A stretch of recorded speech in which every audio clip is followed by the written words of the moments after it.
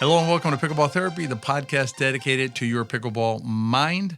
My name is Tony Roig. I'm the host of this podcast. It's a pleasure to be with you for podcast, something like 250. Been at it for a minute now. And, there's always different ways of thinking about the sport, thinking about our interaction with the sport. And what I've been thinking about recently has to do with our journey. And there's a couple of things that brought this to mind for me. One was a post by another content creator that I'll tee up in a minute, talking about how he views the journey. And that's the way that I think we should view it. But then what I've been seeing is a lot of stuff out there about getting somewhere. One program that I saw recently is like 3.5 to 4.0 in 30 days. That is not really doable. From our experience, that is, and it just creates unreasonable expectations. 5.0 in 90 days on YouTube. You see all these kind of promises, right, about like getting somewhere and getting somewhere right now. And it really robs us of a lot of joy that we can have, as you'll see, as we work through this. So we're going to get into that. And then we're also going to, just played a tournament in South Florida. Got to visit with the family and play in a tournament. So I'll give you an update on that and kind of a couple observations that tie into what we're talking about in this podcast. As we dive into the podcast, right now we have a competitive play series coming out on our in our Better Pickleball Academy. So if you play competitively, so that's more than just tournaments. Tournaments are part of it, but duper matches that you're counting, team league, ladder league, anything like that, round robins. These strategies that you can learn that have to do with competitive play can really give you an edge beyond hitting a good third shot, beyond your serve and your return and things like that. They're very specific to competitive play. So if you want to check those out, I'll put a link in the show notes. One way to kind of get into it would be we have a strategy lab at the end of this month, and it's a live strategy lab. You get to come in to the lab and learn about pickleball from a competitive viewpoint. So check that out if it's of interest to you. All right, so let's talk about this journey idea. As I mentioned, I think this idea that we need to get somewhere is tricky, and also it's tricky because it sets expectations for us potentially in a way that can lead to disappointment. But it really robs us. It robs us of enjoying today, and you'll understand that more as we get through here. And what I want to do is let me tee up the creator first, and then I'm going to play the audio, and then we're going to play off of that audio. The creator is, I don't know his name because the name he uses on his account is not his name, but he seems like a fine young man, and he talks about, he usually is in the forest doing his videos, and he has like a stick with a microphone on it, which is pretty cool. And he's usually talking about like personal growth and nature and things like that. So it's pretty interesting. So I'm going to play the audio now, and then once the audio is played, I'm going to come back and we're going to play on it. If you were going on a hike and somebody offered you a way to just click your fingers and immediately be at the top of the mountain, you wouldn't do it because the hike is the fun part. If you were going to run a marathon and you could just drive from point A to point B, you wouldn't do it. What would be the point? The marathon is the point. But for some reason, when it comes to your life, you just lose that logic. And you think if you can just fast track it, if you can just get to here, you can just get to here. You want to be as quick and efficient and as fast as possible. But why?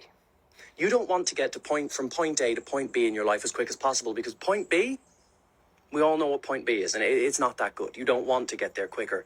Enjoy the journey. This is the journey right now. Whatever it is you're working towards, stop hating yourself until you get there. Enjoy the process. Take a breath and go, this is the marathon. This is the hike. This right here is being alive.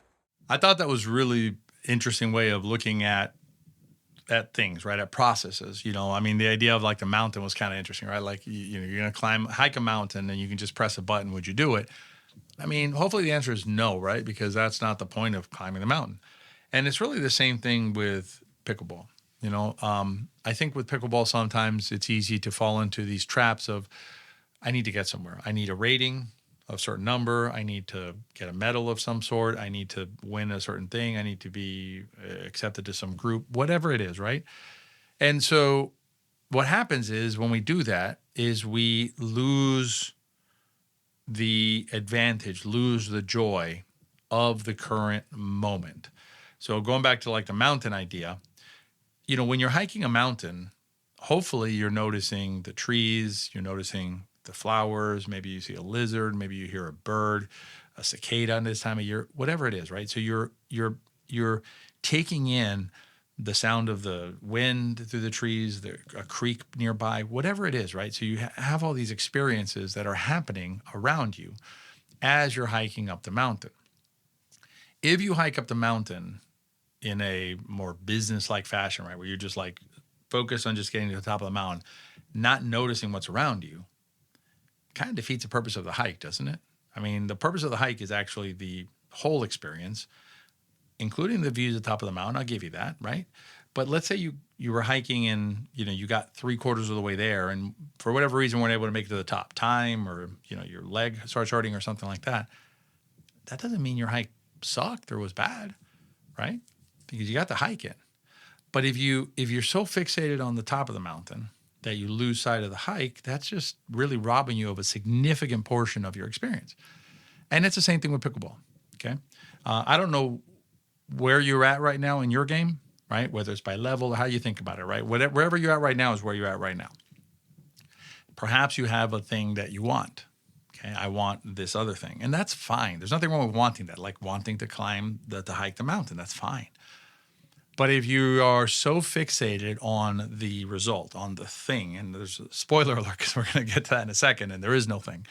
But even if you think there's a thing to get to, what happens is if you get so fixated on that thing, then what you do is you deprive yourself of the experiences happening right now.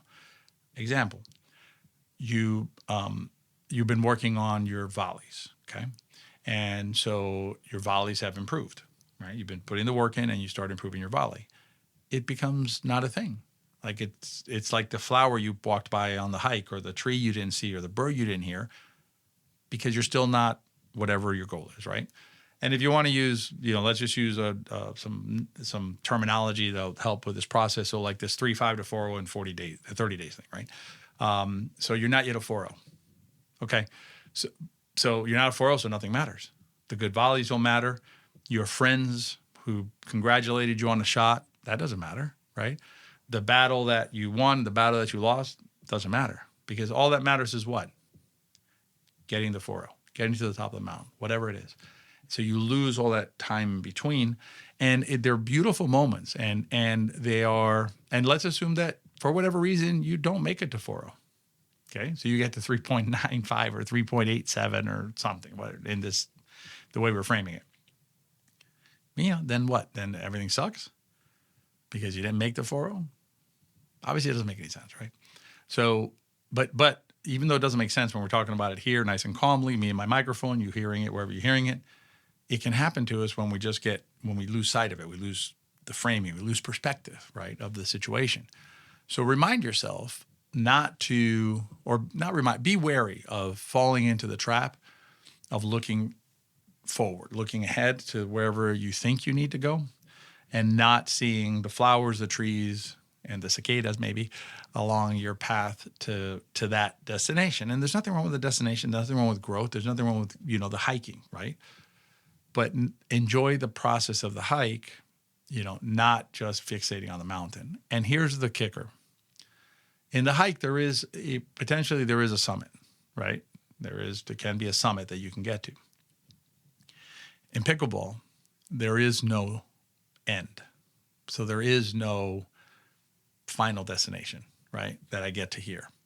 And the best way to think about it that I've been able to devise is this. So today, right, so sitting here today, you maybe envision something for yourself 3 months from now or 6 months from now, some time frame later, right? So you have a picture of a player that looks like you, sounds like you, but doesn't play like you, right? Plays in a different way somewhere in the future.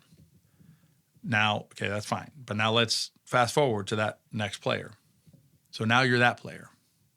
What do you think you're thinking now? Probably thinking about the next player that you are, the next version of yourself. And then what's going to happen? The next version of yourself. And so you see, if you do that, you deprive yourself of all the times in between, okay? And it is even possible that you won't even appreciate the moment you're in, right? Even though you think you will, right? Like you're somebody in the mountain and you're going to get there and you're going to summit and it's going to be beautiful. But you get to the top of the mountain and there's clouds or whatever, so you got to climb higher, you got to keep going, right? And that's pickleball. That's your pickleball journey. So be careful about falling into the trap of not being content with your current moment in pickleball because of some future expectation that you have for yourself. And then one last piece on this would be it can set you up for disappointment and potential frustration in your game, particularly these kind of like 3-5 to 4-0 in 30 days concepts, because it's a lot of pressure that you're putting on yourself for no reason. Okay, growth, fine. Keep working on your game, fine. Keep, studying the game, learning the game, all great, But to have like an arbitrary metric that I must meet in a certain time frame, it's just not a good way of going about it for yourself and from a mental standpoint. All right, let me talk to you now about the tournament that I just played, and I'll give you the good and the bad that I saw. I am not playing a lot of tournaments these days, and frankly, I think this is one of the reasons why, as I thought about it after the tournament. And this is not a criticism of any of the players there, okay, of any of the players that were at the tournament. It's a very normal human behavior and human responses. They're not outliers. They're not doing anything intentionally wrong. But what I find is that when I go to the tournament, I love seeing my friends, my acquaintances, making new friends. I met this player. I'll tell you his name because his name is Chad. He has the best hair ever. And, I play with it, right? I joke with him about it. We played mixed doubles against each other. And then the rest of the time I saw him there, he has this beautiful flowing white hair. So I kept on asking him if it was a wig and, can I touch it? Just playing around with it, right? We had a good time with it, and he played along, and we were smiling and having a great time. And so I get to have those experiences with other pickleball players from all over the country, players who I don't get to see other than at tournaments. I get to play with them. We had a couple of practice games because as I mentioned, I was visiting family, so I wasn't there too early, but I got there early enough to play some practice games. I met this lovely player, Tomer, from Texas. We played some matches, had some nice conversations. His partner, whose name escapes me right now, same thing, nice conversations. Had to get to interact with my partners. I love all that, right? But then there's like this undercurrent.